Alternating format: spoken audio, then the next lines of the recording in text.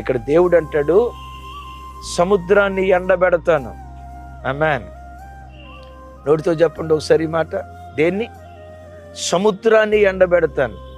సముద్రాన్ని ఎండబెట్టడానికి సముద్రంలో ఏమన్నా బకెట్ నీళ్ళు ఉంటాయా? చెరువులో ఉన్న నీళ్ళు అంత ఉంటాయా? సముద్రాన్ని ఎండబెట్టడానికి అదేమన్నా చిన్న కాలువ?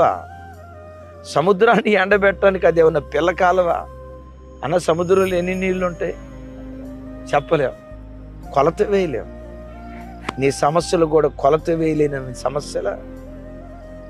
చెప్పలేనయ్యా, చెప్పలేనంత ఆవేదన గుండెల్లో గూడు కట్టుకుందయ్యా అని అంటావా? నీవు ఆరాధించే దేవుడు సముద్రమును ఎండబెట్టే దేవుడు. ఈ ఉదయకాలం సముద్రం అంత విస్తారమైన బాధల వలయంలో నువ్వు చిక్కుకున్న యేసు నామం పేరిట ఈ ఉదయకాలం దేవుడు వాటిని ఎండబెట్టునుగాక.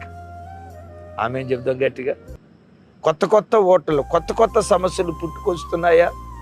వాటిని కూడా నీ దేవుడు ఎండబెడతాడు. బాధపరచబడు వారి పక్షమున ఈ దేవుడు వేద్యమాడేవాడు. మరలా నువ్వు అనొచ్చు, అయ్యా నన్ను బాధపరిచే సమస్యలు నాకంటే శక్తివంతమైనవయ్యా, నా బలానికి మించినవయ్యా అంటావా? దావీదు గారి పరిస్థితి కూడా అదే. దావీదేమో సాధారణమైన గొర్రెల కాపరి.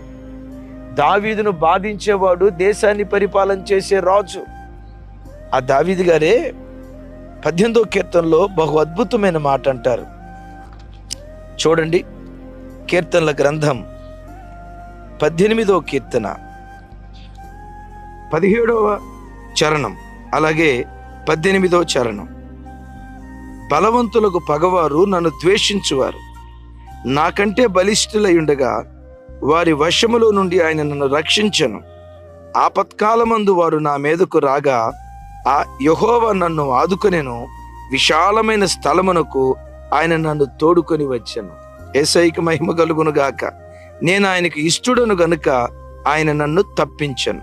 ఇంకోసారి చదువుతాను. బలవంతులకు పగవారు నన్ను ద్వేషించువారు నాకంటే బలిష్ఠులై ఉండగా వారి వశము నుండి నన్ను రక్షించను. పగవారున్నారే, నన్ను బాధించే పగవారు, వాళ్ళు బలిష్ఠులు, నాకంటే బలవంతులు. విన్నారా? వాళ్ళు బలవంతులు, అంతకు మించి నాకంటే బలిష్ఠులు.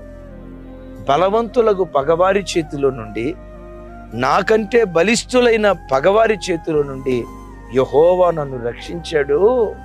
రక్షించటం మాత్రమే కాదు, ఇరుకులో నుండి లేవనెత్తి విశాలమైన స్థలానికి దేవుడు లేవనెత్తాడు.